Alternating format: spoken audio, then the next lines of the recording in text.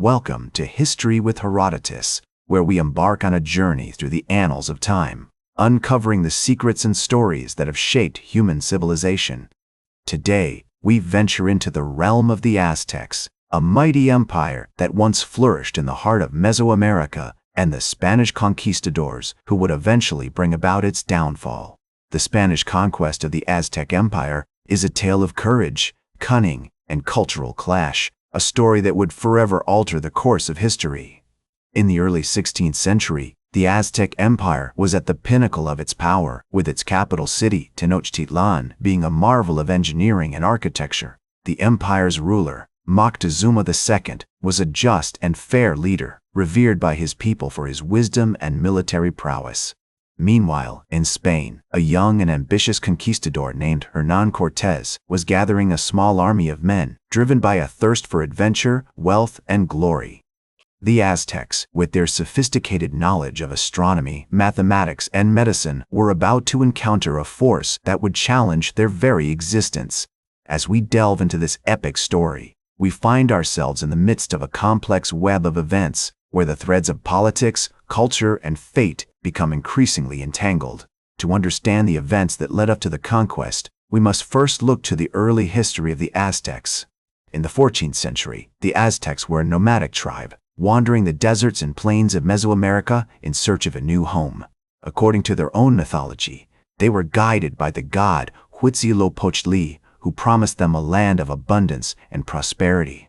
After many years of migration, they finally arrived at the shores of Lake Texcoco, where they would eventually build their magnificent capital city. As the Aztecs settled into their new home, they began to develop a sophisticated system of governance with a powerful emperor at its head. They also developed a complex pantheon of gods and goddesses, each with their own distinct personality and domain. The Aztecs were skilled traders and merchants, and their empire soon became a hub of commerce, with goods flowing in from all corners of Mesoamerica. Meanwhile, in Spain, the conquistadors were gathering momentum, driven by the zeal of the Catholic Church and the promise of riches in the New World. In 1519, Cortés set sail from Cuba, bound for the coast of Mexico, with a small fleet of ships and a band of loyal followers. As they sailed up the coast, they encountered various indigenous tribes, some friendly, others hostile. The Spanish were struck by the beauty and diversity of the New World, but they were also driven by a sense of mission to claim this land for their king and their god. As Cortés and his men marched towards the Aztec Empire, they were met with a mixture of curiosity and suspicion. The Aztecs had heard rumors of the Spanish conquistadors, but they had never seen them before. Moctezuma II, the Aztec emperor, was particularly intrigued by the Spanish, and he sent out emissaries to greet them and learn more about their intentions. As Cortés and his men marched towards the Aztec Empire, they were met with a mixture of curiosity and suspicion. The Aztecs had heard rumors of the Spanish conquistadors, but they had never seen them before. Moctezuma II, the Aztec emperor, was particularly intrigued by the Spanish, and he sent out emissaries to greet them and learn more about their intentions.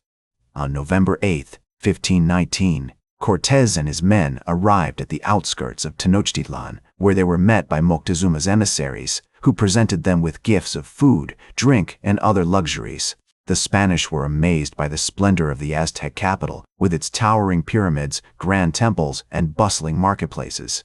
They were also struck by the sophistication of the Aztecs' social hierarchy, with their complex system of nobles, priests, and commoners. As they entered the city, Cortés and his men were greeted by Moctezuma himself, who welcomed them warmly and invited them to stay in the palace as his guests. However, despite the initial warmth of their reception, tensions soon began to rise between the Spanish and the Aztecs.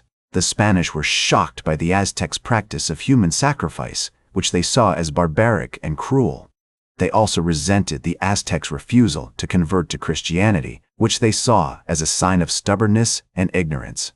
Meanwhile, the Aztecs were growing increasingly suspicious of the Spanish, who seemed to be exploiting their hospitality for their own gain. On November 16, 1519, Cortés and his men took Moctezuma prisoner, claiming that he was plotting against them. This move sparked widespread outrage among the Aztecs, who saw it as a betrayal of their trust. The Spanish then began to take control of the city, seizing key buildings and installing their own puppet ruler.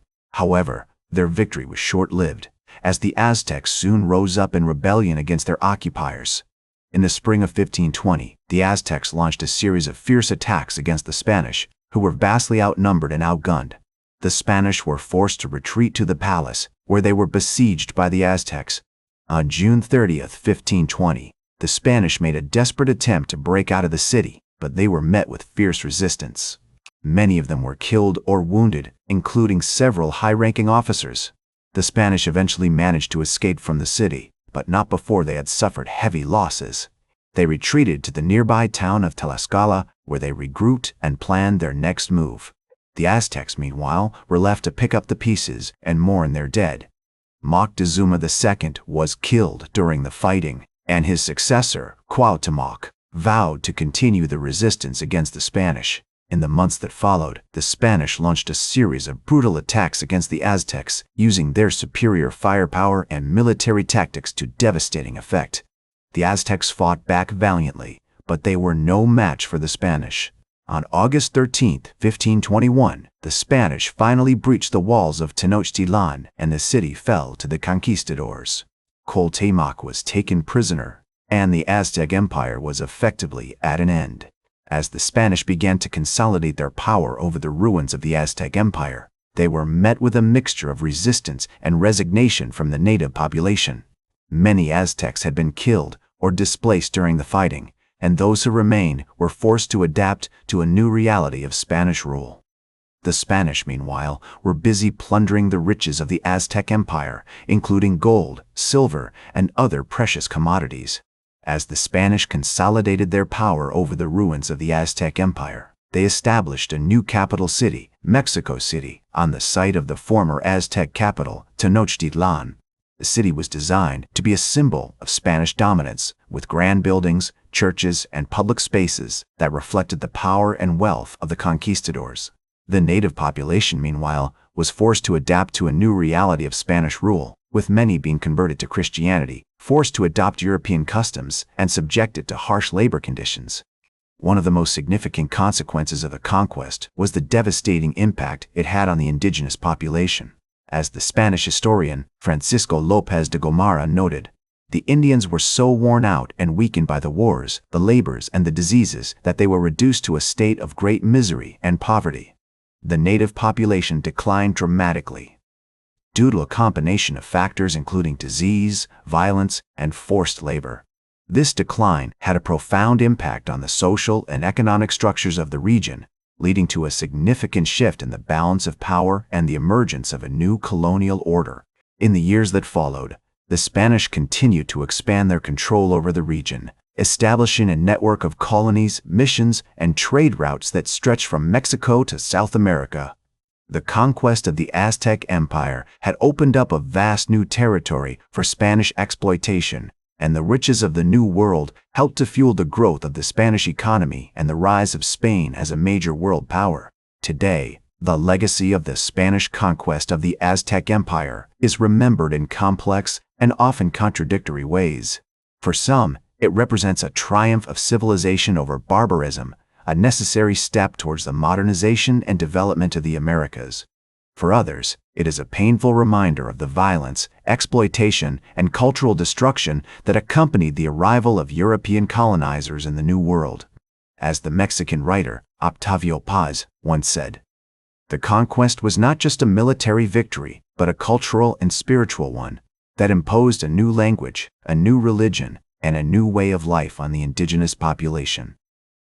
The Spanish conquest of the Aztec Empire has had a lasting impact on the history of the Americas, shaping the course of colonialism, imperialism, and the development of modern nation-states.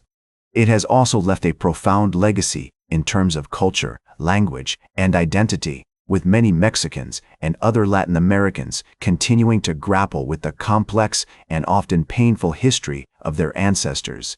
The conquest has been remembered and commemorated in different ways over time, from the grand monuments and museums that celebrate the heroism of the conquistadors, to the more nuanced and critical accounts of historians and scholars who seek to understand the complexities and contradictions of this pivotal event. That's all for today's History with Herodotus.